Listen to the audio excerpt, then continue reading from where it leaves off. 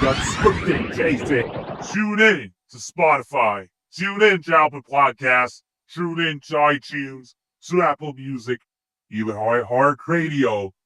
The Unscripted KAYFABE is the product that we watch. To analyze the product, to watch the product, to discourage the product, to encourage the product. When it's good, it's good. When it's bad, oh boy, we're getting a rant. Welcome to the Unscripted KAYFABE. No rumors, no dirt, oh bullshit. This is the Unscripted KAYFABE. The Unscripted KAYFABE.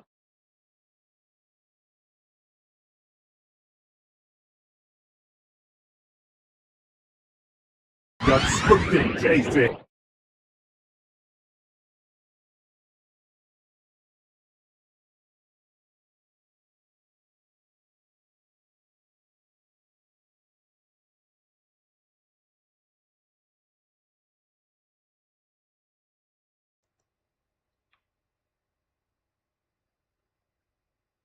The Unscripted KAYFABE. Welcome, everybody, to the Unscripted KAYFABE. Holy shit, you know? Hey, I told you I'm gonna do a review about this shit.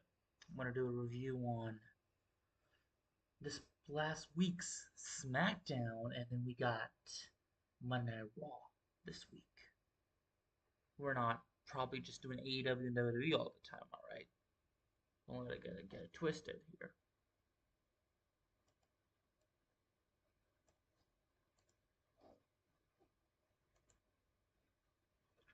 We're gonna be doing all the shit basically here. That's what we do. Friday Night Smackdown and Monday Night Raw review. We're not covering. What are we not covering, really? We don't cover Collision. Collision's garbage. Collision is dead and buried. We don't cover Collision. It is. I don't know. Dynamite is mostly what I keep up to sometimes because I don't know, just easy to watch. Sometimes I don't know why, but and it doesn't take that much to talk about shit basically. Let's get into SmackDown. Which again, this is last week's SmackDown, and yeah, I am more. I don't know why, but yeah, I didn't. I had reviews on Monday Night Raw, basically. Holy shit.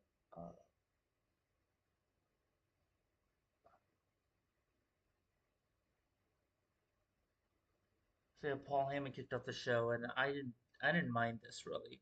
Heyman kicks off the show basically, comes out with the bronze, not with bronze. Heyman kicks off the show. Cody comes out, and then he cuts the promo on Cody, and the whole Cody Rhodes cuts the whole thing. Are you with Brock? Are you with Brock Lesnar? Basically, right here, I think it'll be talked about right here. He interrupts the Oracle, surprisingly asking him again. It was surprising to see if any come out and interrupt the Oracle and ask him about Brock Lesnar before mentioning Seth Rollins again. Heyman being asked by Cody about Brock Lesnar, which was like, yeah, it was gonna be asked. It was gonna happen. It was gonna happen. Everybody kind of knew it was gonna happen. So, whatever, really. But again, everybody kind of knew it was gonna happen. I'm putting out points there, basically, for everybody to understand here.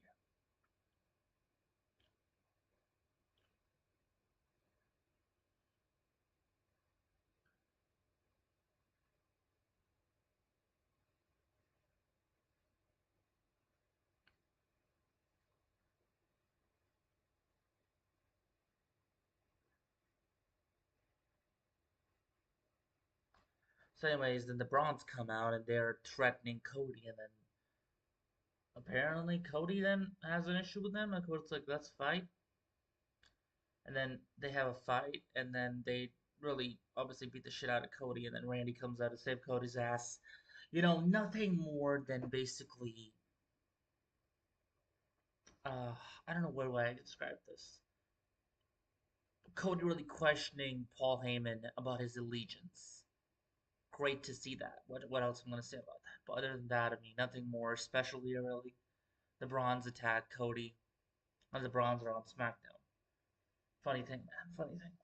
Where's the fucking brand spot? I guess that don't exist. I guess this is kind of the brand supremacy of world champions, I would say. Crown jewel, right? Yeah, whatever the fuck it is. But again, loved, loved, didn't love it really, but it was all, damn, it's getting mid late. I'm talking about the shit, it's tired. And yes, I ain't watching SmackDown because I don't want to watch that shit live. I don't watch SmackDown live, I don't. I check SmackDown on later on. Because if I want to skip the shit, if I want to skip some stuff and I don't like, basically, I'm skipping it. I'm not watching it, and I'm not even gonna go over it. Basically, I'm not. I'm not. I'm not going over the U.S. I'm maybe going over the U.S. Championship if it's a great match with Julia or something. Sure. Other than that, I'm probably not gonna go over with anything else really. Nonetheless, so Rhodes really started to fight back. Basically, Cody started to fight back. I mean, what did I expect? I don't know what to say other than cool. Good for Cody. You know, really good for Cody that he was fighting back the bronze.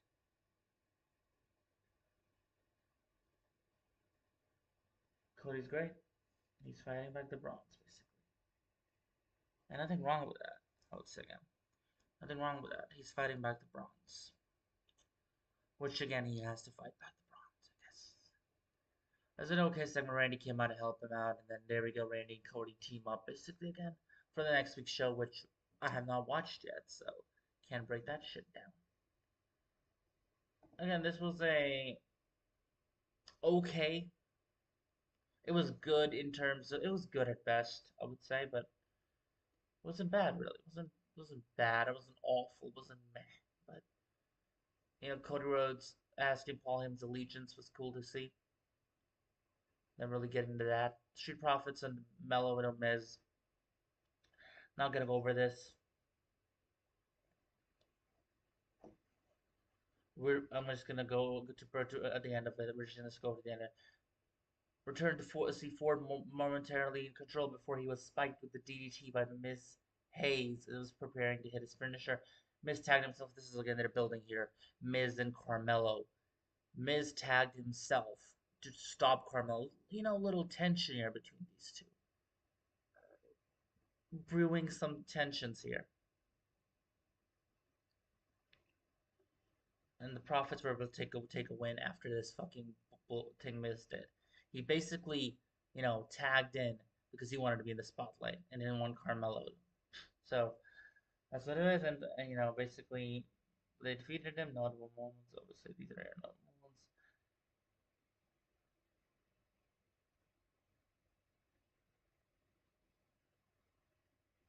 I mean, yeah, on NXT, yeah, this is a weird thing, and people don't understand here.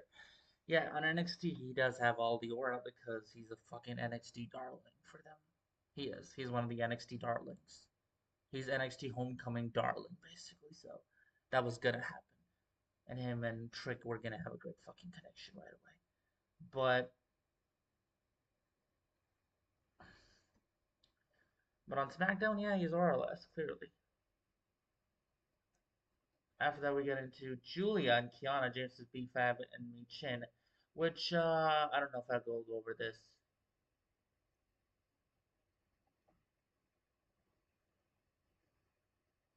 The thoughts were breaking into the next segment. James and Julia spent some time keeping B-Fab isolated. Julia made the tag hit her with a delayed Northern Lights for the win. I mean, whatever. Meh.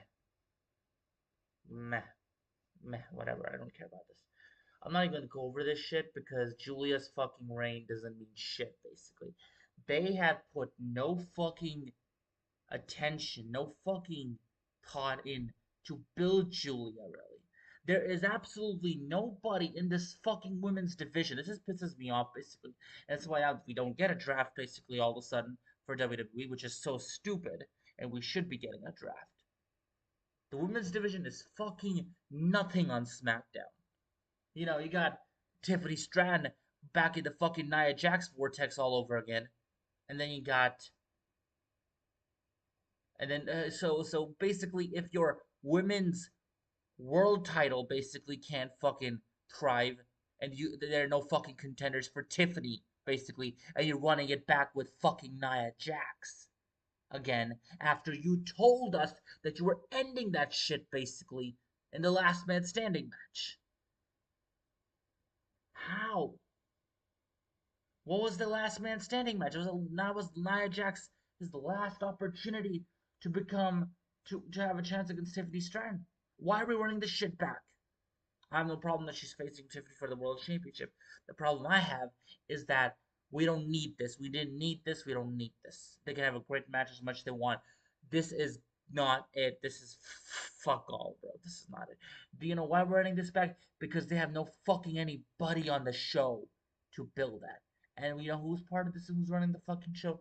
Brian James. Fuck Brian James. Road Dogg. Fuck Road Dogg. Garbage. So basically, you know, I don't fucking care about the United States Championship. Let me put it out there. Basically, I don't care about the Women's United States Championship. They have no fucking any. They have no fucking anybody basically in the women's division generally, the Women's Championship division, the WWE Women's Championship division, for Tiffany to face. There's no challengers for Tiffany to face. Nobody. Because they have no fucking talent on the show. And then the United States Championship, who they got? B-Fab, fucking, Michin, who absolutely means fucking nothing to this division. She doesn't. She doesn't matter, bro. Michin, fuck all. Who gives a fuck about this? Garbage. This is what I just want to talk about AEW with their women's tag team championship when they're fucking starting that shit and how that means it's fuck all nothing to that either and why you basically buried everybody. AEW, I'm gonna give them a shout out here, man. Um, you think you're gonna be so successful with the women's tag team championships and creating these random tag teams who are not even tag teams, just gonna make them tag teams? I know where the fucking tag team is gonna be the final. I predict this motherfucking shit out of the gate. It's gonna be KJ and fucking Megan Ford, Megan Bain and Penelope Ford. I'm calling it out, basically. Or the Renegade Twins. Somehow, some way, Mercedes and the fucking Renegade Twins will be all full of. Mercedes will have a faction that will have all the fucking belts. Now she wants to build a fucking faction. So please fucking make me understand this shit. Garbage.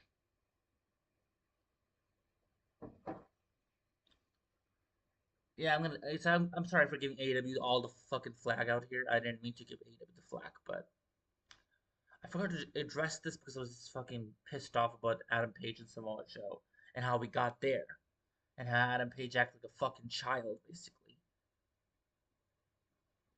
or acted like a fucking. I mean, is he mentally good, bro? Is he? What is his gimmick? Is his gimmick again? Is he mentally ill? Why does he want to ruin Samoa Joe's life? What did Samoa Joe do to you to ruin his life? Did Samoa Joe fuck your wife? Did Samoa Joe broke in your fucking crib? Did Samoa Joe torture your kids, Adam? Explain me, what the fuck did Samoa Joe do make ruin his life? I think we already went over this. I'm just giving you what thing again. But again, this women's division is fucking nothing. They absolutely have nobody for Tiffany to face, and you have to make me take this fucking dump off a United States Championship division seriously when there's nobody for Julia to face, really. How? How does this really work? How does this work? I don't know. I don't know what I'm watching. And then now we do need a draft to fucking fix some shit, basically. And I hope, but I know they're not gonna do that. You know, the last draft they had fucking general managers out, but they still had fucking legends announce the draft picks, which mean fuck all nothing, bro. Nothing cool to see a fucking legend like RVD do a draft pick when you have fucking general managers make it fucking real at least for the draft. The guys who manage the show in Adam Pearce and Nick Aldis, let him be on the fucking stage. That's my critique for the draft. But yeah, now I want a draft. I do. Because with a draft, maybe I could fucking solve this shit basically, and draft the amount of rosters and make them equal and make it fresh and cool to see and build new stuff for Julia. Actually, move Julia over to Monday nights, please. That'd be good. That'd be really good. I know Becky's champion, but I would not mind that shakeup. I won't. And again, Tiffany Stratton, they absolutely have no fucking anybody, and they have the gall to run the Nia Jax shit back again after they fucking told us that hey, we're not gonna be going back to this. This is the blow-off feud. This is the end of their feud. Nia Jax, this is her last shot, and she lost her dreadful last man standing slow motion ass fucking match. Dreadful to see that match in the first place. One of her worst matches I've seen so far.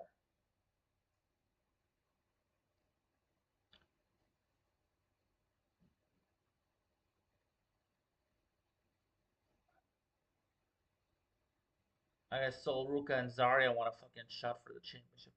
That's getting the best part of the show because we already went over the fucking dump here, basically, of Julia and Kiana James' B-Fab and Me Chin fucking dump. The best part of the show, Sami Zayn and Javon Evans.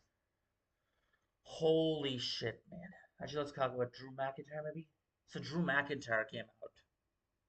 Actually, no, I'm gonna go with Sami Zayn and Javon Evans first.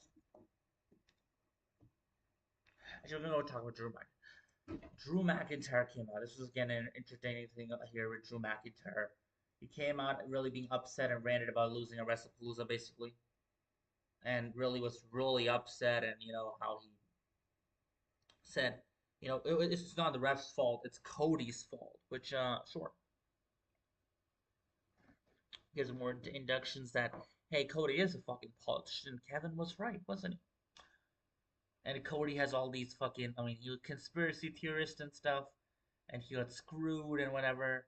And then basically, the Nick Aldis comes out again and tells him to stop just making excuses, which I get it, but again, and then Jacob Fatu comes out, and then Drew gives Jacob Fatu a fucking headbutt, basically. They're trying to get him to talk. Jacob Fatu's talking, and then Fatu gives him the fucking kick, super kick, and then just fucking ripping his boot off, and then, you know, like, and then he just beat the shit out of him with it, basically.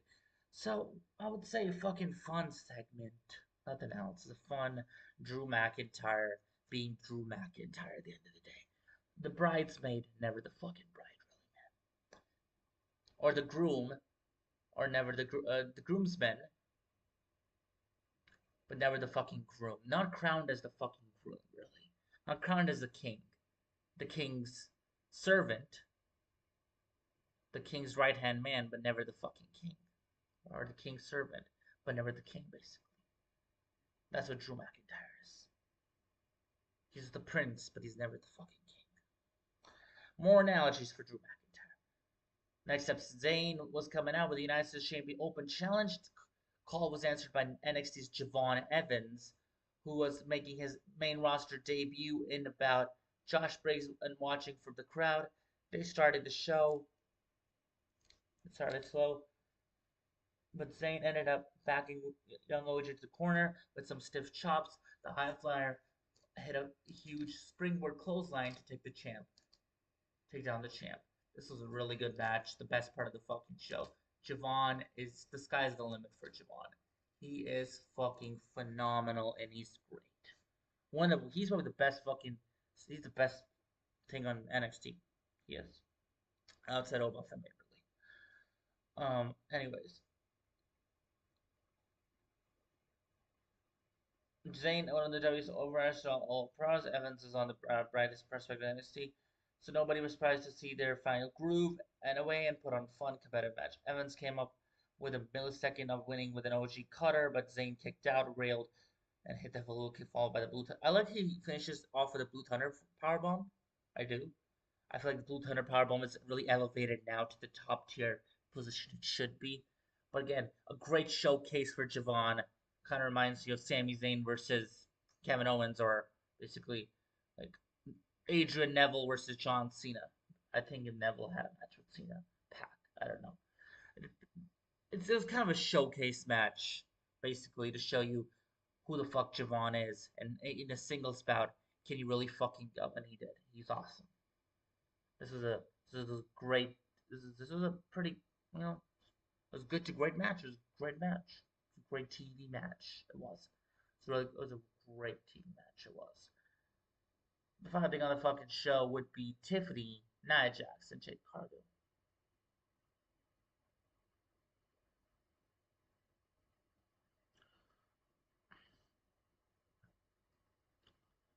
Which again, we were breaking into this shit down. Again, this was a great match with Sami Zayn versus fucking. It was a great match between Sami Zayn versus Javon. Loved it. You know,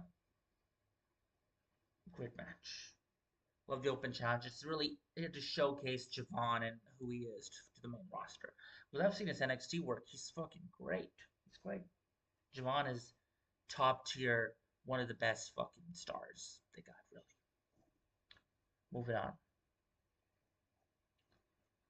The main event. This is last week's SmackDown, so we're talking again. If you catching up, basically. Tiffany versus Nia Stark. Jade Cargill already went over this and how stupid and how fucking fed up I am of this fucking repetitiveness of Tiffany Jackson. And I don't find Jade Cargill as a fucking star. Jade Cargill is the most robotic fucking figure from Titan Towers made up basically by Vince McMahon.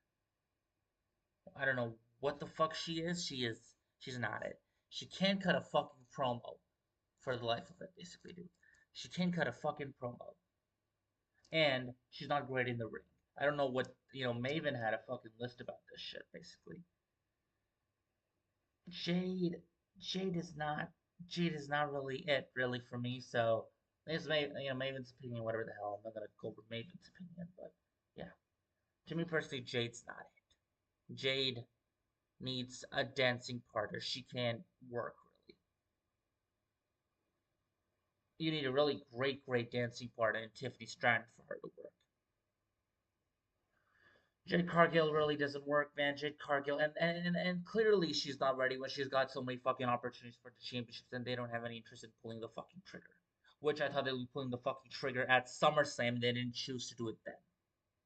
That tells you why that they have no fucking interest with Jade Cargill. They don't care about Jade Cargill, and they're not because they can see that Jade Cargill is not it, and she's not in a position to be world champion yet. She's not. Moving on. From that again, I went over this and I went over Nia Jax fucking again the whole the Tiffany and Nia Jax vortex all year. Like, can we not get enough of this? Like, I'm getting sick of this. It can be as many great matches. The story is done. The story is dead. The story makes no sense. They went over this. Why does Nia want? Why? So Nia just comes to come after her all over again and basically fucking lose all the fucking time, and that's what she did in this match. Lose, Nia, you're a fucking loser. You can just. It's basically comical at this point. The Nia Jax, anytime she stands up to Tiffany, she fucking loses. It means nothing. It doesn't mean anything, dude. Nia Jax is a loser. Any fucking match she's had with Tiffany, she has lost. She's lost. So nobody really cares about this, really. I mean, I don't know. They got nobody on SmackDown. They have the fucking gall of having a United States Championship, Women's United States Championship, that they fucking can't even book. This is why you need a draft more than ever. You do. When you need a draft, I'm pointing it out, you need a fucking shake up. You need a draft where you can solidify and you can fucking equal the fucking roster you fucking half-witted idiots. Right? Fucking Brian James or the fuck. Bro, Road Dogg, I don't know what the fuck he's booking on the show. But come on, man. I don't know why the fuck was he given this opportunity, the fucking job again? I don't know.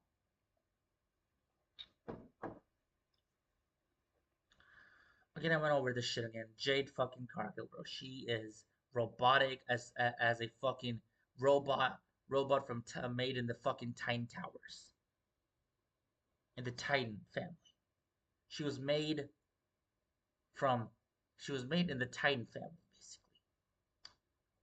Vince McMahon's Titan family, whatever. I don't get the fuck out of here. I'm not gonna even mention that shit. Jade's not.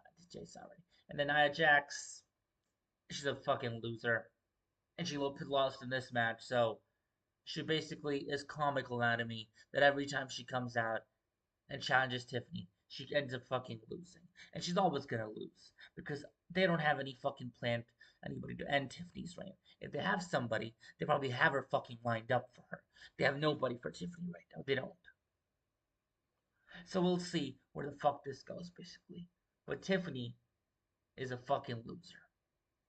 No, not Tiffany. My bad. Nia Jax is a fucking loser. Yeah. And she means nothing to the fucking.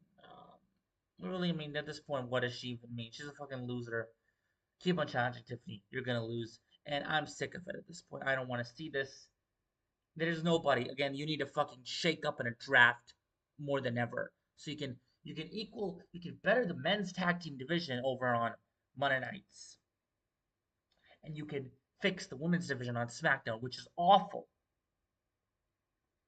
Women's wrestling has been never better than ever this year. It's at its best this year in AEW and TNA and WWE. It's always been great to Stardom and fucking Joshi Pro Wrestling. With Joshi Pro Wrestling and Stardom, and it's always been great in Japan. But I mean, this year it's great in North America. So I mean, North American top promotions. You got AEW NXT or WWE and TNA basically. Great stuff, man. Great. But again, they don't have the SmackDown Women's division. Fucking sucks though. As much I can praise the women's division, the SmackDown division fucking sucks. We're just gonna go over this fucking thing basically at the end of the day, and we're gonna be fucking done with SmackDown basically. And I'll give this show being, whatever. It was a whatever show with one great thing on the show basically being, and a notable thing was Sami Zayn and fucking you know who, Javon Evans. That's it. The Cody Rhodes and Paul Heyman interaction was great to see, and the fucking allegiance question basically. Other than that, nothing else. And this great match between, you know, I guess wasn't a great match. It's been rated D plus. I think it was a good match. Not great, but it's a good match. It's a good match. Not a great match actually. Good is what I'll say at best. All these women got in some offense during the second segment, but actually it fell and they were cut short by a second commercial break. Jax ended up being slammed on the steel steps by Cargill. She rolled into the ring after only a few steps that moment. But then that was when things went horribly wrong. Tiffany was late to break up Cargill, so Jax for it by kicking out, and then she laid down for Tiffany. She was over. It goes back to the fucking ref stoppage, basically, and the fucking finish, basically, of the ref. And this is what people really have, been pissed at Naya or the ref, which I give both of them their flack. Basically, the ref needs to know better how to do her job. Naya should have fucking kicked out, basically. She should have. So, bro, this ref got away for this shit. I mean, if this Triple H is not gonna take this shit really seriously, Vince would absolutely say, "What the fuck are you doing? What the fuck did I hire you for?" He's gonna fire her when she gets backstage in front of her face. You're fired. Get the fuck out of my company. That's it. That'll be it. He will absolutely ridicule her and fucking fire her on the spot. I cannot have women. I cannot have not women. I cannot have people working in my company who want to set my fucking business back. We know what Vince used to say to fucking Dustin Rhodes and Dean Malenko and fucking every fucking producer in the early 2010s or so, some sorts. And Arn Anderson. We know how Vince used to fucking berate the producers because apparently his fucking company was sent back to the fucking territory days. Yeah, we fucking know, bro. We do. Vince did that shit. We know. We know. So if it was Vince, man, she would be fucking fired on the spot. He would have called her out. He would have said, "You are setting my fucking business back. You don't know how to do your job. You just shouldn't be a referee, and you can do your job well. I'm gonna fucking terminate you. Yeah, you're fired. Get the fuck out of my company. That's it. She's done." This is Triple H you're talking. He's been toned down, and he's better with talent than Vince was. And he doesn't yell at them and fucking try to berate talent and berate producers and referees and fucking agents for the matches, which he did before. He did. He fucking used to berate guys like Dustin Rhodes, Arn Anderson, and Dean Malenko, and fucking I think he berated he berated Dustin Rhodes, Arn Anderson, Dean Malenko, and fucking Ricky Dragon Steamboat. Yeah, because again, apparently they fucking send his business back. Basically, Dustin really fucking went out there and talked about this. So we fucking know, dude. We do know how Vince would have fucking basically ruined this woman's career and would have fired her on the fucking spot for this reason. Because Vince was like, you should have fucking counted the pin, basically. And that's what people out here saying too. Yeah, Vince would have, because Vince would be like, you're setting my fucking business back. You make my show, you make my fucking show that I run look like a fucking amateur show when you can't count a pin. When somebody's down, you fucking count. Doesn't matter if they can't get up, they can't get up. You count the fucking pin. You can't do your job, you're fucking fired. That's Vince for you. Anyways, this match was a good match. Again, fucking, people are pissed about the whole spot where fucking Nia Jax sent Jade Cargill and Jade Cargill got fucking cut open so badly. Again, this match fucking fell apart in some ways. It was a good match, I would say some sorts, but some sorts, not really, but whatever.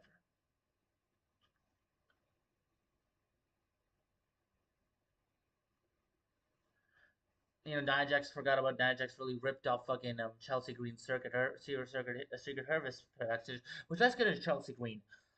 She deserves so much fucking better. I saw the Unreal episode with her, and I feel like Chelsea Green has fucking earned it at this point, really. She's been in the fucking company for 3 years, and she needs to be in a main event position. She did the best with the women's championship, her gimmick, whatever, the United States Championship. It worked. We need Chelsea Green to win Mrs. Money in the Bank next year. I'm sorry. She needs to be in a better position. This is not it for me, man. This is not it. I love Chelsea. They got fuck all nothing with this shit, basically. Chelsea deserves so much better. And then we got Damien Priest, having an issue with fucking Elton Prince, I think, or Kill Wilson. My bad, I don't know. One of the pretty deadliest dudes who was a fucking brunette. I don't know their names because they're out of fucking action. Hard to remember. And he basically threw him into the fucking Kilted Prince, I think. He basically threw him in the fucking wall, and now he had a fucking problem with him, which is, I get it. I do. And then Damien Priest, and then Kilted Prince basically tried to fucking fight him back or try to push him. And Damien Priest gets in his face, and the Kilted Prince has to run away. Fucking falls off his wheelchair, falls off, and Damien Priest is basically, and then Alistair Black comes out of where, and fucking wipes out Damien Priest. Weird selling for Priest for a bit. It was a bit cool, but whatever it was.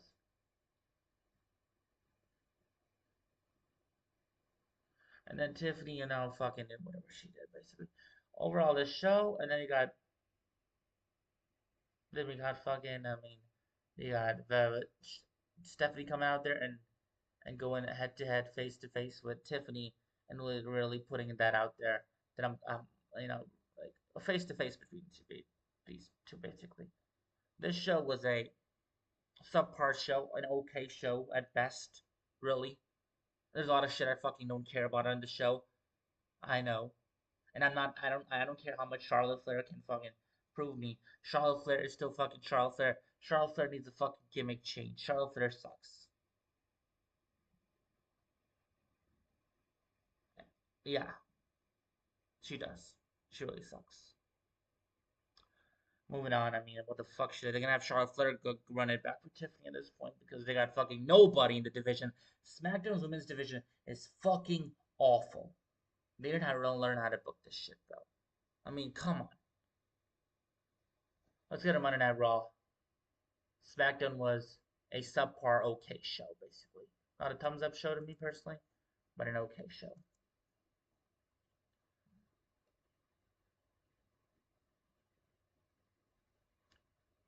The show kicked off with Rhea Ripley for Monday Night Raw. We're just gonna talk about this past week now.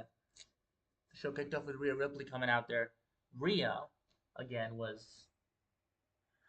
I really like this. I really like this, and I'm really gonna break it down in some ways. So Rhea comes out. Great pop. The fucking biggest woman star in.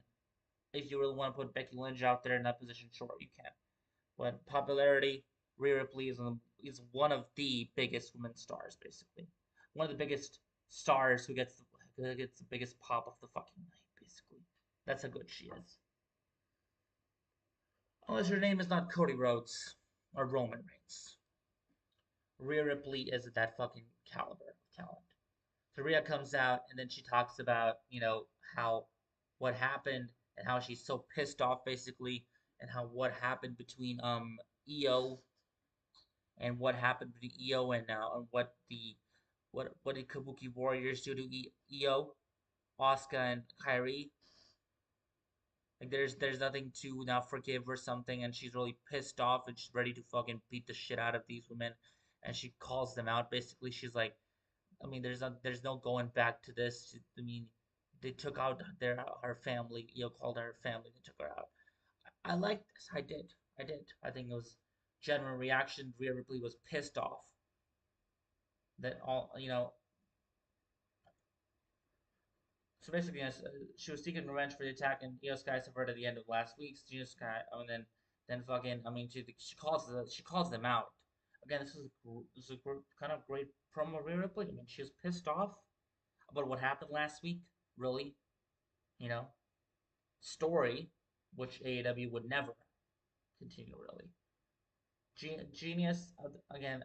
Genius Sky Io Sky comes out and she's clearly really heartbroken from the events of last week, basically what happened last week, where the Kabuki Warriors and Io Sky specifically Asuka specifically the mentor turned on Io. Sky said, despite the beatdown, she loves her friends. Kabuki Warriors appeared on her district. Yeah, there we go. So Io Sky was really selling this, like, and I was like, okay. I mean, it was like, you have a raw emotion, like, no, Io, no, you, they beat you up. They berated you. Not just berated you, they beat the shit out of you to close off the show. They betrayed you. They beat the shit out of you. So why? So I was just kind of conflicted. I just had a fucking emotion when you're watching a show, which is, again, if you got me feeling that way, that they beat the shit out of you, EO, and why you want to go back with them? You're doing something good. So I really like this. It's a really good segment. It was really.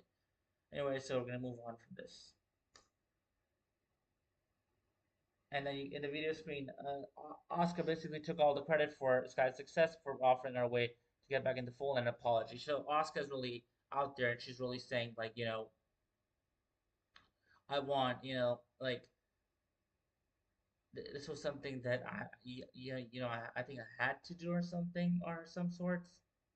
You betrayed me or whatever. Asuka really trying to put herself as being the victim here or some sorts. In some ways, basically. Asuka really trying to put herself to be the fucking victim here. I really, I mean, it was great kind of hypocritical stuff here, but it's fucking Asuka. It's great stuff, man. At the end of the day. And then basically, I mean, Io Sky just leaves. Again, I really like this video package of, Asuka. I mean, you betrayed my trust or whatever. You did this. I guess Asuka tried to play the victim. She also spoke in Japanese quite a bit, so like that too. This was a great segment. It was really a great segment.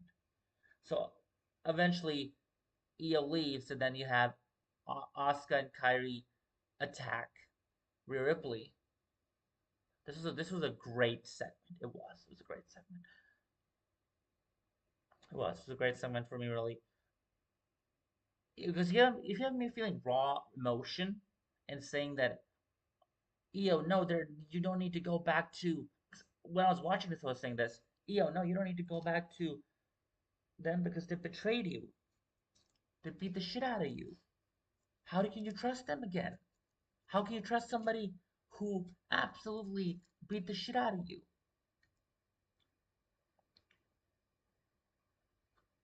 Who beat you up? And they call themselves your family. How can you trust somebody like that? No, you can't.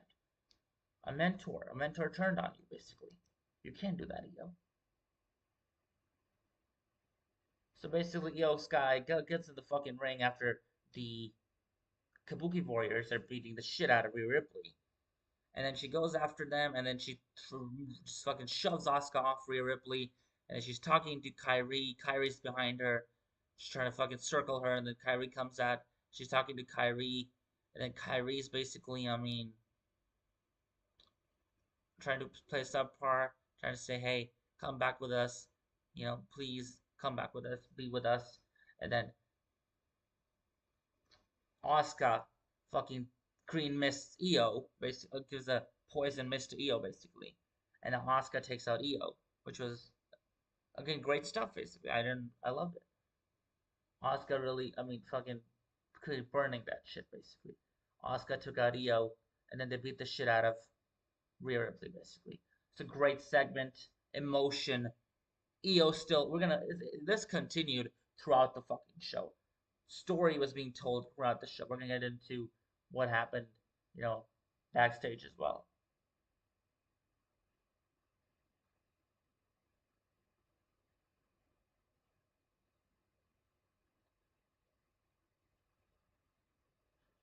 Again, Rhea Ripley again needed this storyline again for keeping her from the championship, which again would be the fucking case here.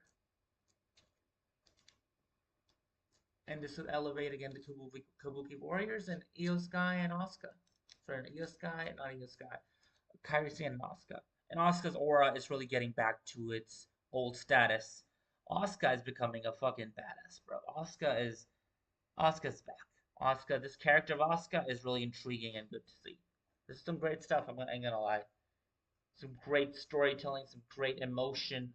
Love to see that. When you have me saying, "Hey, Io," basically being a fucking clueless idiot, like being a marka in a way, in the fucking show, I'm lost in the show, and I'm basically saying, "Io, no, she turned on it.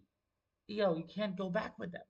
No, Io, what are you saying?" You have me into the fucking. You have me. That means you have me emotionally fucking invested into what I'm watching. Great fucking segment. Loved it. Dominic and Rusev. So last week we had Dominic and JD McDonough. We already went over this before last week basically. Dominic and JD McDonough had a fucking segment where Dominic and JD McDonough really were hitting each other. No, no, no. Dominic Dominic JD McDonough had an issue. JD McDonough had an issue with Dominic not being able to defend the championship. Finn Balor was like, "Hey, you can do it on yourself too." And then he had JD McDonough get a match with Rusev basically, and then that led to absolutely fucking mauling from Rusev about JD McDonough. Dominic didn't even help him there, and Finn really pointed that shit out. So, Dominic was really dodging Rusev for weeks basically.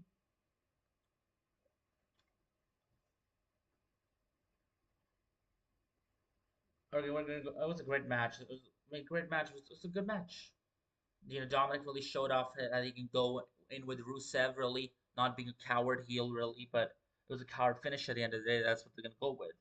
But again, Dominic really showed his who could he be really good at its fucking core and just be himself and don't cheat or something. It was kind of showed it off a bit to you. They did. It was a good match. It was a good match, or some sorts, I would say. At best, really. Like he had weeks in leading into the match. I'm sure why Rusev went to challengers at Sam to the commentary table through the break, he controlled the pace, and the champion critical says it's a little bit of separation. So there was a lot of back and forth between Dominic and fucking Rusev. Dominic and Rusev had a lot of fucking back and forth between each other. I mean, you love to see shit like this, man. You do, really do, really do. Again, John, the crowd was really red hot for this, and eventually we're gonna get to the end of this.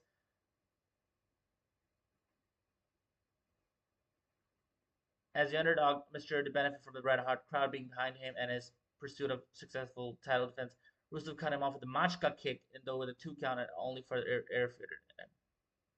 infuriated him. Yeah, infuriated him clearly. My bad for that shit. Fuck. Yeah, that only infuriated him, but because I mean, that would infuriate anybody basically. When the wouldn't it? Yeah. A machka kick. That's basically Rusev's finisher, Miro's finisher. So Dominic kicking out of that was crazy because a lot of people lost to that and how they protected that fucking finish. So Dominic is really saying, oh, Dominic is better and he can kick out of a fucking machka kick. He's not a fucking joke. Good to see something like good to see that Dominic can really go basically and he can work.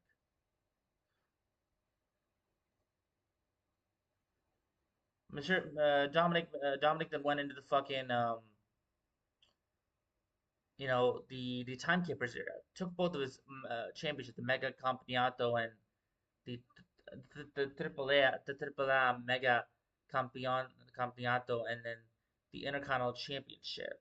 Took both of the titles and was about to fucking run out. And then Rusev basically took his fucking head and shoved him in the ring. And then Dominic basically was about to, he had the championship and he hit Rusev with it. And then I think one of the championships went flying. And then Rusev basically, and then he tossed the championship to Rusev and literally bumped in front of the ref. The ref saw it. It's like, bro, I fucking saw you. So that was entertaining. That was like, hey, Dominic was trying to really outplay the fuck. And then eventually outplayed him when the ref turned to his fucking back. And then when he was trying to hold the fucking ref from his waist or something, I don't know what the fuck that was. Dominic basically kicked Rusev in the fucking nuts and then kicked him in the dick and fucking backed him in the dick and fucking rolled him up to win the championship. Rusev was just that fucking scream from Rusev was just kind of fucking memeable. It was again great match, great stuff on the show. It's a great match. Bailey and Raquel Rodriguez. Nothing to go over this really. In the backstage, we had Lara Valkyria really, being really upset about what's going on with Bailey and the mind games she's playing. Basically, she's like, "Why you're playing mind games on me?" And then, "How do I trust you? Because you just basically shoved me. You basically fucking shoved me and called me a fucking idiot, and it made me look stupid in front of the fucking crowd of some sorts, basically." So that was it for that part, really. Bailey and Bailey's like, "No, no, no, I did not." And then they have an issue, and basically and then the Lyra's not okay at teaming up with Billy. So great to see that Lyra is not. Lyra's like, "Hey, bitch, I'm not okay with this shit, Billy. You absolutely embarrassed me. You shoved me. Like you're playing these fucking mind games with me. I'm not okay with this. I gave you a chance. I'm not gonna give you any chance." And then Bailey just strolls off, drops the fucking t-shirt that she's wearing, and then you have role model, the fucking garbage song that it is. Bailey gave an homage to the Hardy Boys with a twist of fate, basically. Early on, struggling against Roy Rodriguez with former tag team champs, overwhelming her size advantage and attempted a Hurricane Rana by Bailey that proved to the floor, proved unsuccessful as the heel caught her and flung her into the guard rail to maintain control. Raquel, fucking Raquel was working in this match, basically. Babyface paid homage to Hardy Boys with a twist of fate on the floor, sparked momentum. She delivered a swanton bomb at Jeff Hardy for a 2 count. She continued to struggle with her personality. This is North Carolina, so really fucking made sense why they were doing this shit here. It's North fucking Carolina. It's the Hardys' hometown. I think they're from North Carolina, if I'm not mistaken. They are, right? Yeah. So it was great to see, the homage to Hardy's in Hardy State, basically. Hardy's, not city on Sim, but Hardy State. They're from Cameron, North Carolina, but not from Raleigh, North Carolina. But still, not Raleigh, North Carolina, but Cameron still. Whatever. Later Perez interfered on behalf of Rodriguez, ranking Bailey's ass to break up a figure four. Raquel Rodriguez followed with the Tejana Bump for the victory. So Raquel Rodriguez won. Basically, Raquel, Roxanne was really helped out Raquel. Nothing more to say about this. Basically, this was a okay thing, but again, talk about story here and how. And then basically after the match, both of the women, Roxanne Perez and Raquel Rodriguez, went after Bailey until Lyra came out, and Lyra was conflicted again. Should I help her? Because she's just like she's a ball. She's like, I don't know. I don't know if what am I doing here? I don't know why should I do this. She basically embarrassed me, made me look fucking stupid out there, shoved me for no reason, and then she asked me to be her friend again. Anyways, Perez unloaded on Bailey until Valkyrie made the save. Heels beat down the inaugural Women's Intercontinental Champion, basically. It was Tony Storm who had the best gimmick, and now it might be Asuka or Bailey. I don't know. Asuka and Bailey are really intriguing to me. They are. Asuka and Bailey are fucking killing both of these women. Bailey's unhinged gimmick and Asuka's badass gimmick, and being that fucking, the fucking killer basically that she is. Love to see that. Again, what I was thinking, Lyra is really fucking conflicted that she even comes out and she kind of saves him, and then she kind of takes down the fucking the bad women of the fucking bad guys, really, basically, in Raquel and Roxanne, and then you have Bailey just fucking hinged, who who took them down basically after they saw Raquel and Perez beat the shit out of him, and then Lyra's just sitting there, and then Bailey just, you know, says, "Hey, everything's great," picks her up, hugs her, and then they celebrate basically. So again, Bailey's unhinged. Great to see what how Bailey acts. This is how fucking Bailey acts all the time. You kind of know what it is, man. At the end of the day, this is some great stuff to see. It's great stuff to see what's up with Bailey. The match overall, I mean, it was an okay match. We got a pre-taped story telling of Cody Rhodes and Seth Rollins, which we're gonna get into right in a minute. Bear with me for a second, guys. Bear with me for a second, please. Unscripted KAYFABE. Tune in to Spotify. Tune in to Apple Podcasts. Tune in to iTunes, to Apple Music, even Heart Radio. The Unscripted KAYFABE is the product that we watch. To analyze the product, to watch the product, to discourage the product, to encourage the product. When it's good, it's good. When it's bad, oh boy, we're getting a rant. Welcome to the Unscripted KAYFABE. No rumors, no dirt, oh bullshit. This is the Unscripted KAYFABE. The Unscripted KAYFABE. Tune in to Spotify. Tune in to Apple Podcasts. Tune in to iTunes, to Apple Music, even Heart Radio. The Unscripted KAYFABE is the product that we watch.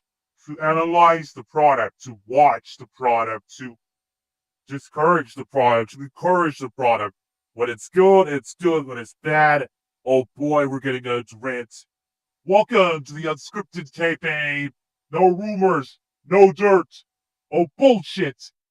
This is the Unscripted KAYFABE. The Unscripted KAYFABE. Tune in to Spotify. Tune in to Apple Podcasts. Tune in to iTunes, to Apple Music, even Heart Radio. The Unscripted KAYFABE is the product that we watch. To analyze the product, to watch the product, to... Where to see Kenny, huh? Where to see Kenny? Anyways, back to the fucking show. We got a pre-tape segment between Seth and Cody. Cody really saying that I had to leave WWE because I was being used as a fucking joke, and I was miserable here, and Seth commending him for leaving WWE and going off and doing things his way, basically going onto the Indies, going to eventually Ring of Honor, TNA, and more sorts of ways, and PWG basically being fucking and going becoming joining the fucking Bullet Club eventually in New Japan and selling money basically. And he really put it out there with AJ Styles and Finn Balor. He told him that, I mean, when you were with when you guys did Bullet Club, I mean, that was cool. That was a cool thing. That was cool then. When I did Bullet Club, we basically were just fucking sellouts. We were just selling out. We were making money. We were just selling out. It wasn't as cool. He basically told Devitt and Styles that. But again, two former top tier Bullet Club leaders in Finn Balor's and AJ Styles. Finn Balor being the first one and AJ being the second one. Both in WWE.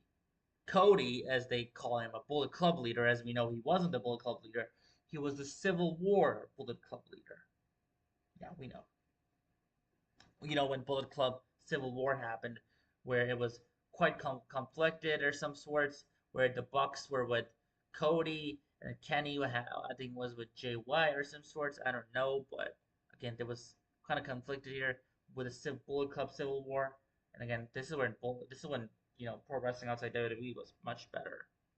Now it's not really, sadly. AEW is not fucking killing it anymore. But again, they went over that shit. They went over Cody's history. And Seth what I really broke down maybe last week and talked about this shit with Seth and how they were probably gonna get this. Seth saying that I was the fucking guy. I took this mantle. I deserve it, and you took this away from me. This is just not him being in fucking kayfabe storytelling, man. This is Seth feeling in real life how whatever he worked for to become the top guy of the company that was taken away from him because Vince and the company and everybody chose Cody Rhodes as their next guy up. They chose Cody to be their next guy after Roman. They picked Cody. And Seth, forever the work, whatever he did, stayed at the fucking company, be the workhorse as much he was of the company for the past few years. It didn't fucking matter. It didn't. I would say Kevin Owens is the workhorse or Sami Zayn really. But it didn't fucking matter how much of a workhorse Seth was gonna be. He was gonna be fucking shoved aside, basically, at the end of the day. So this is what it was, basically, for Seth. Seth Rollins was fucking buried. In his own terms, he basically said to Cody, basically he basically fucking went along the ride and said, okay, and you took that, I gave you that spotlight because I was looking for a championship match at WrestleMania. I needed an opponent at WrestleMania. I had no opponent at WrestleMania. That's the story they told with Seth. And then basically Seth lost to Cody, lost to Cody, and lost to Cody. They presented Cody Rhodes as a fucking, when he first came back to WWE, I don't know, talk about this as much maybe. They really shoved it down your throats. It wasn't as natural, and the reactions weren't as loud as they are now. It was just too, and they were really they were the pyro he got before was over the top pyro. The most pyro, nobody got that pyro. Even Roman didn't get that much fucking pyro. Brock maybe did, I'm not sure, but fucking nobody did really. Vince really brought in Cody and said, hey, we're going to make you a big star. You're going to be our top guy, basically. You're going to be our John Cena. You wanted to be John Cena, Cody? You got that spot. You're going to be the John Cena. That's the reason Vince brought him back. People go back to think, oh, Vince would have buried Cody. No. Vince brought Cody for a reason. And the way he was pushing him earlier on, there was something wrong with that. Because it felt really forced. Cody Rhodes getting pushed that way felt to me, and I could see through it. I could see fucking through it, basically. Forced Vince McMahon, getting how he was pushed, basically, and how much pyro he got. What the pyro he got before was insane when he first came back. Anyways, again, their history, basically, how Seth being, saying that you went over there, you went over to AEW. He didn't really mention about Cody Rhodes, about talking about AEW and how Cody Rhodes build another place for people to work and his friends that work there, which I went over before about it. Because, it's hard to talk about AEW, and WWE is not going to mention AEW. They're not, sadly. It's fucking ridiculous, but they're not. Which you can, in this program, it would make sense. Even in the John Cena program, it would have made sense for Cody to mention, or for Cena to mention AEW, basically. He gave a shout out to Tony Khan, or the billionaires. You, uh, I build empires for you. All you do is steal money from their kids. That was a good AEW shout out to whatever he did to Tony. Other than that, Cody, the Roman and Cody stuff when you started another promotion you couldn't get over in that. Great fucking shot at Cody again at that at AEW. I get it. And then I think maybe we get the AEW, maybe we get the AEW name dropped, hopefully, or Kenny Omega or the Elite with CM Punk and Cody Rhodes go at it, because I think it needs to be dropped. I think Cody needs to be really vicious with that, and we need really realism. We need reality as we know it. If we can't fucking bury that reality because it happened, and we have to mention what happened with the brawlout situation. I mean, we don't even mention everything. We need to hint at it at least. But again, we're not gonna get any AEW fucking, we're not gonna get anything from AEW. Basically, we're not. We're not really. But again, great segment, and sad thing that I was the guy. The company chose me to be the guy. I was a workhorse for WWE. I was a stand bearer for WWE, and you came in and you took that away from me. Seth feels that in real life because he worked his ass for this position, and it was taken away from him basically. Because that's what Vince and the company wanted. That's what Bruce and Vince wanted. Seth could cry. He he will he rather he would they would say, hey, go to AEW. We don't fucking care. You're not our top guy. Cody's our top guy. So basically that's what happened, and Seth basically put over Cody over three times basically. Put over a crippled Cody Rhodes and a torn ass pec that he had at Hell in a Cell. That was a fucking great match, a great storytelling match. The best Hell in a Cell matches in the past decade we have seen. I don't know how you rank them, but they're really up there. Obviously, CM Punk versus Drew McIntyre is the best one, but then you have to have Cody and Seth, and then Seth and Edge. Great shit, man. Great fucking shit. Love to see it. So basically, proving that again, and then moving on from that, where this pre-tape segment was again about how Cody is,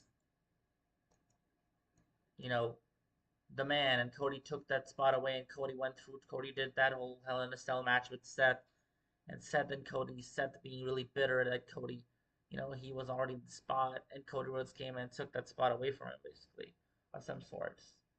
Yeah.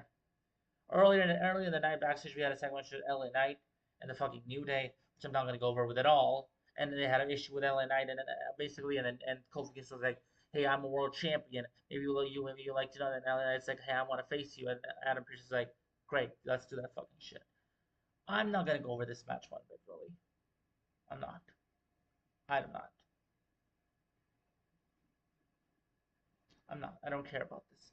The New Day absolutely are awful. I don't care about them. Garbage. Not going over this. This whole New Day fucking gimmick is garbage, basically. Awful gimmick.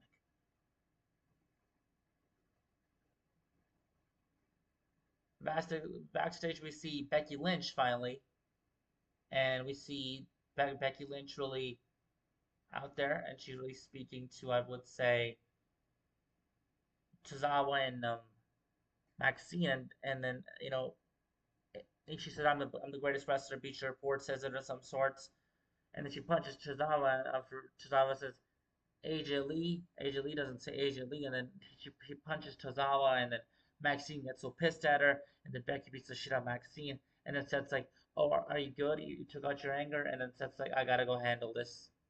And Seth talks about this, and then Seth, first of all, really everybody's fucking chanting OTC, CM Punk, really trolling Seth out they do.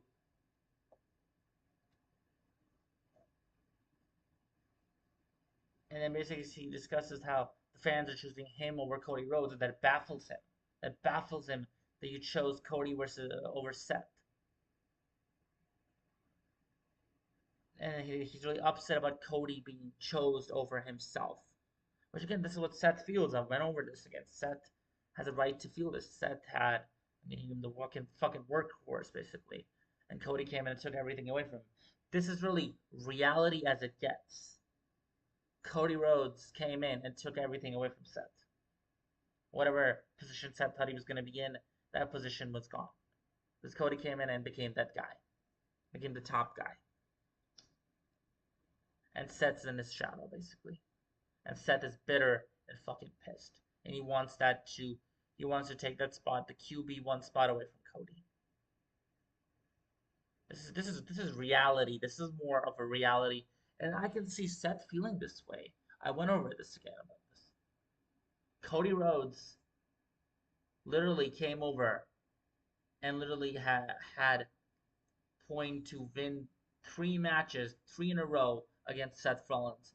Absolutely got the biggest fucking pyro ever on weekly television under Vince McMahon. We're talking here because this was when he was booked under Vince. That's all basically about that shit.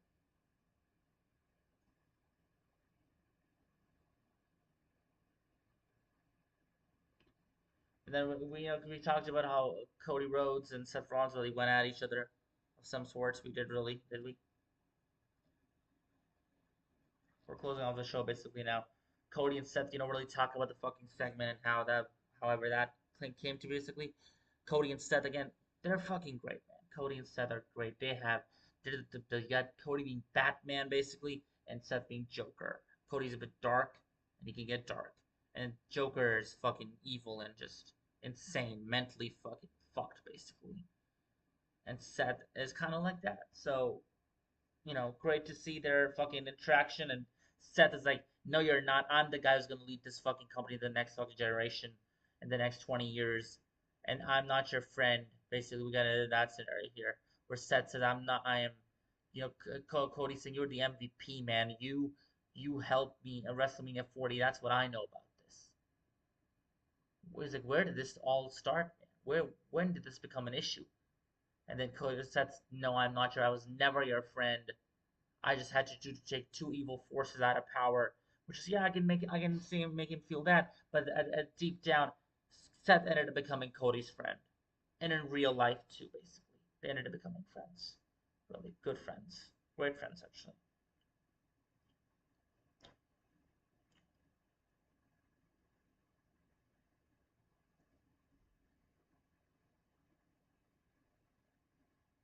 And basically, it reminded Seth of like the 20 years down the fucking line, maybe we are the ones who are sitting together, in the gorilla position, basically going over the fucking show, talking to the next. We're sitting backstage in the position and talking to the next to the new talent about to the current talent then 20 years later basically about giving them heads up and telling them what to do, helping them out on some sorts. This was a fucking this was a this was a really great segment, man. A really great segment between these two. It doesn't get it fucking better, man. Doesn't get fucking Cody really talked about how Brock and Paul Heyman alliance, basically, which he talked about to Paul and asked him, he asked Seth about this. And Seth said, everything runs through me, man. Everything that Brock Lesnar does runs through me.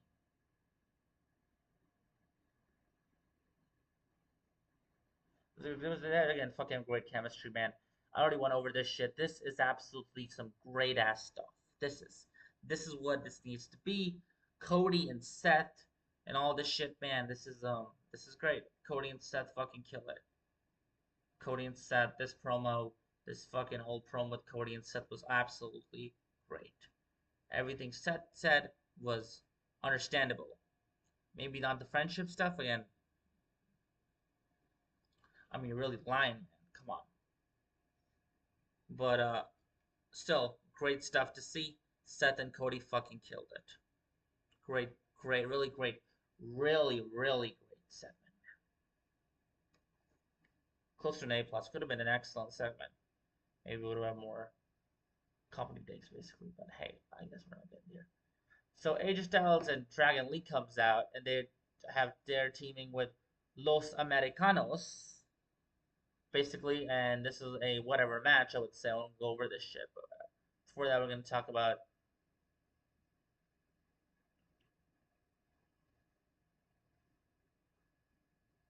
Again, this whole segment with Rhodes and Rollins was fucking incredible.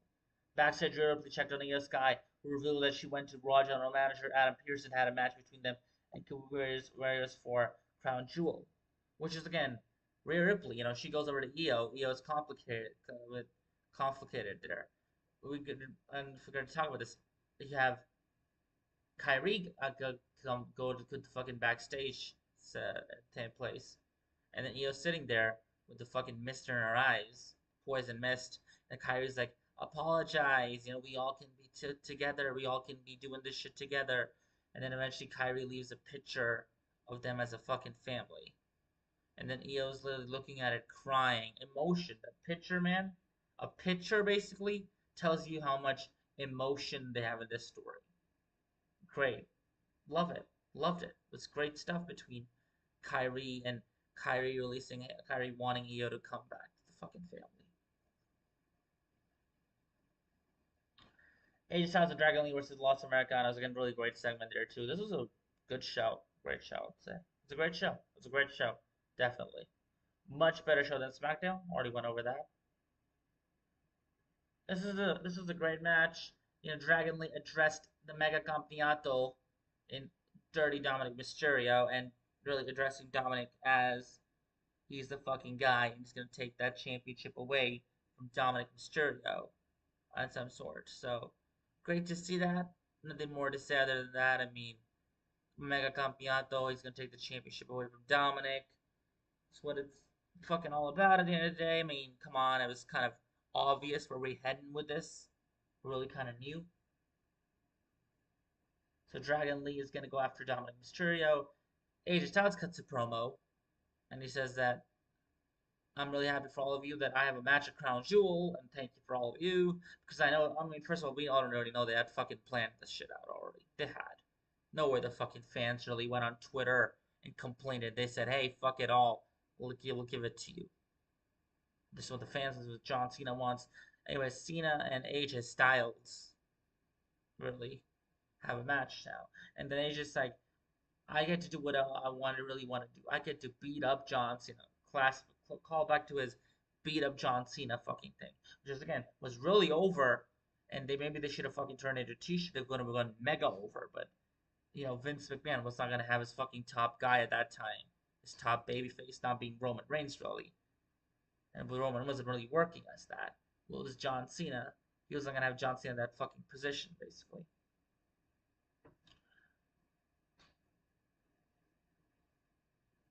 Los Americanos basically look like fucking PNG files. I gotta put that out right there. Look like fucking PNG fucking files to me. They did. That's how I looked at it basically. Look like fucking PNG files, bro. They did. They definitely did. PNG Luchador files. Basically, PNG Luchador, fucking PNG images of luchadors basically on the fucking show. Whatever, but okay. The Los Americanos come out there, and apparently they do look like that. I guess that these were not fucking generic fucking lucha from luchadors on PNG basically PNG files of luchadors basically. Nah, that was not it. PNG images is what I'm trying to say. The heels controlled action throughout the break, isolating the lead into a hot tag to Styles. Sparked with a leg, babyface comeback. Styles set up with phenomenal form, but El Grande Americano interfered on behalf of the teammates and pulled him back to the apron. The babyface laid out the lead luchador defense, trademark spring war finisher, and put Bravo away with a Styles clash. So, I mean, I forgot the fucking names of them. Bravo, fucking Los Americanos, what the hell we're talking.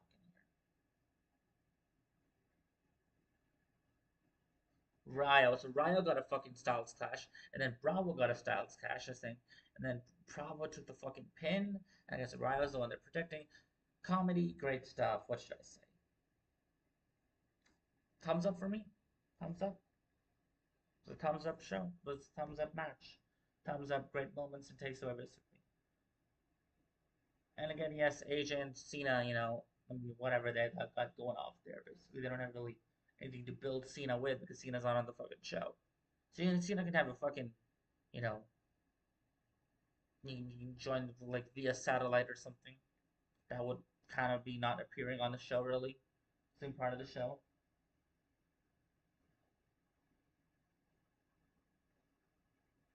The last match of the show, the Tornado attacked him. Usos and Division. Let's get in the last fucking match of the show and let's get the fuck out of here, man. We already went over some shit. This was a great show compared to SmackDown. It was. It was really a great show. It was a really great show.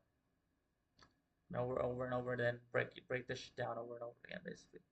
It was a great show compared to Friday Night SmackDown. It was. It was. It was really a great show.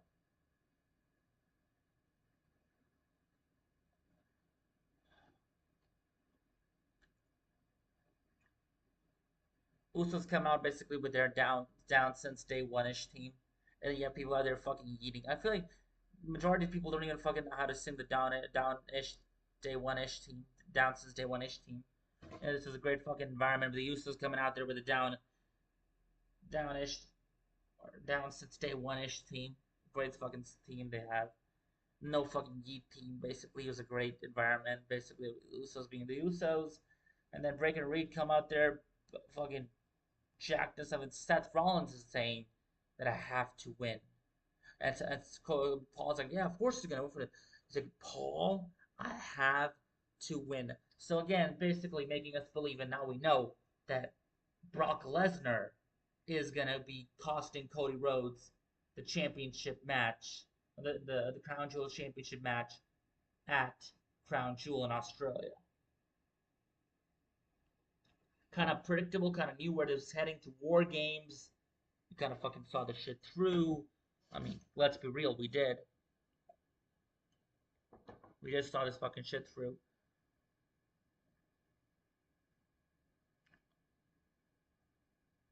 Anyways, let's get into the fucking match, basically. Jimmy and Jebba, the wrestlers, just started whipping the heels out of the floor and taking the fight to them. Breaker and Reed recovered and down the Twins. The former delivering a spear to Jimmy through announce table. Villain, Bronze beat Jay down using their numbers advantage to punish the former world champion until Jimmy recovered. Save, still dominant, still the Bronze down to dominant Bronze down them and stacked them, preparing for the win when Roman's music hit, basically. Again, this was a great fucking match. This was a great fucking this was a great fucking segment. It was. It was a great fucking. I mean, some sorts of match or whatever they were trying to build up. I guess I don't know.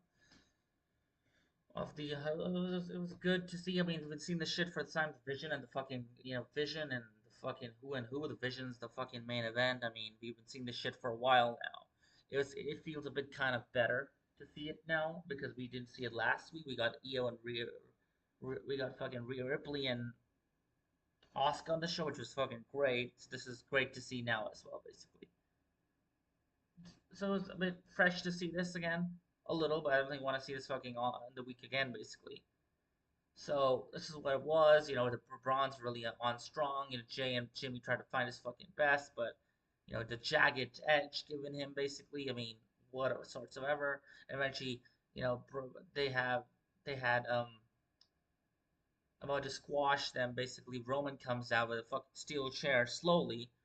Builds to his fucking team, comes out with a steel chair, beats the shit out of Bronson Reed. Basically, takes him out of the fucking, into the fucking dumps of the stands, basically the stands, and then takes him out and the fucking out of the barricade, basically over the barricade, and then he beats the shit out of Braun Breaker, and then the Usos, then Braun Breaker's deep trouble, and Braun Breaker's in a deep position. Basically, the Usos take out Jimmy Usos the super kick, Jay with a spear, double Uso smash for the victory. Roman comes out there and he starts beating the fucking shit out of Braun Breaker again, giving you that old school bloodline Roman Reigns back and the whole Roman Reigns fucking feel back of the bloodline, basically. I mean, Roman was aggressive. This was the Roman you haven't seen since 2 years almost now. Since before he lost his championship to Cody Rhodes. Roman Reigns was really fucking aggressive here, man. Great to see this Roman back, this Roman feel, and this Roman being like, I've never changed, I'm never gonna change, basically. And he beat the living shit out of Braun Breaker. Beat the crap out of him. After the match, basically came out in the ring, beat the shit out of him. And then Jimmy's a bit conflicted there. And then Jay's like, Jay's really enjoying what's going on. He's like, yeah, fuck yes, do it to them, beat the shit out of him, fucking beat him up. And then Roman's talking to Jay, and again Jimmy being really conflicted here. Jimmy is not okay that how Roman is really guiding Jay in some sorts of ways that's not, the right way to guide somebody. Really teaching, really working with aggression with Jay, really, making Jay, really putting hate on Jay basically for other people. They're basically turning Jay into a fucking tribal chief or some sorts. Roman is really, really talking to Jay and really fucking working it with Jay, basically. It's turning him into that fucking road guy. Roman is as pissed as it fucking gets. He is.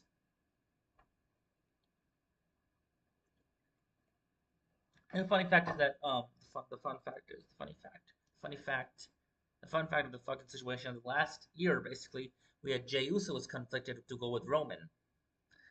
And he is really back with Roman, and he's really taking Roman's advice to fucking heart.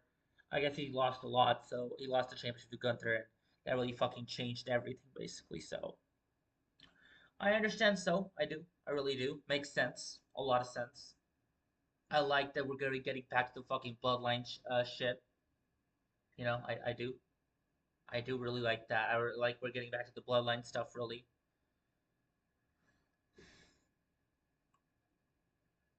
I really like that we're getting back to the bloodline stuff. So it's great to see something like that on this fucking show. The bloodline shit, basically on the show, coming back to fruition on the show.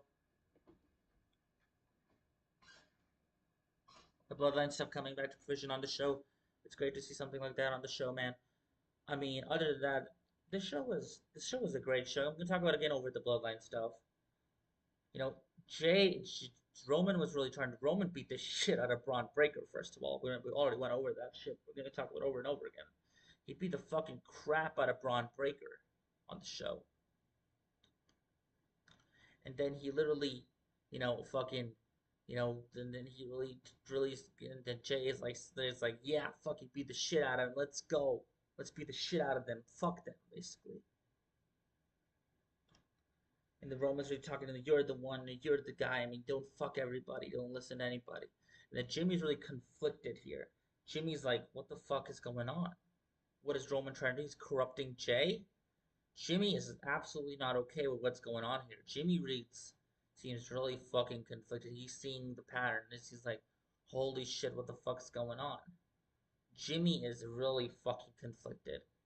Roman looked like this felt like the bloodline, the 2022 peak bloodline Roman, the guy who said fuck everybody, I'm gonna beat the shit.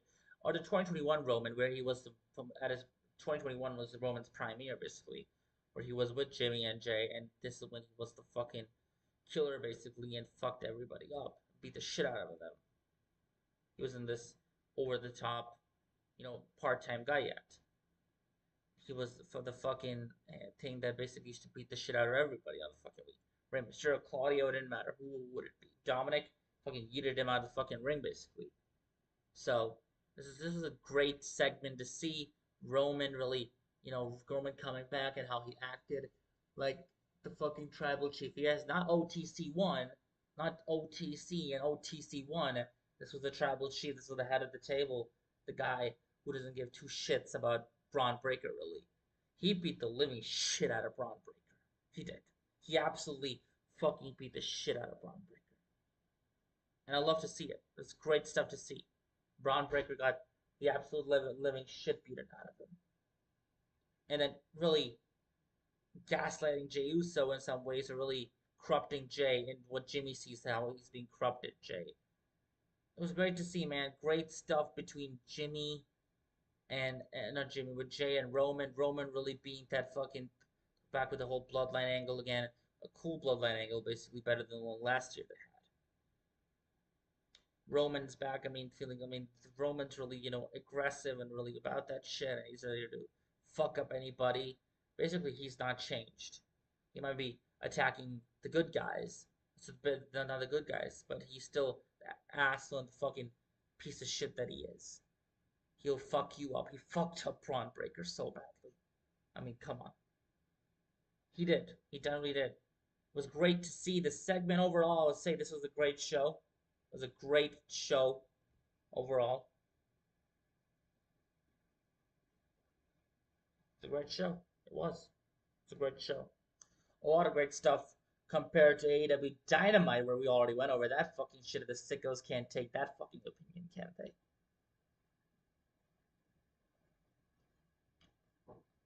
You know, there's not much to go over the show, really. But overall, it was a great show. Roman proving that he's the fucking top dog of the fucking company still. And he's the guy. And he's basically being that guy that he was before he lost the championship to Cody. Or how he was when they started off with the Usos. And how he's basically, beat the shit out of Braun Breaker, beat the fucking crap out of Braun Breaker. He absolutely fucking beat the living shit out of Breaker. It was a great show, man. Great show. Great show, I would say. Really enjoyed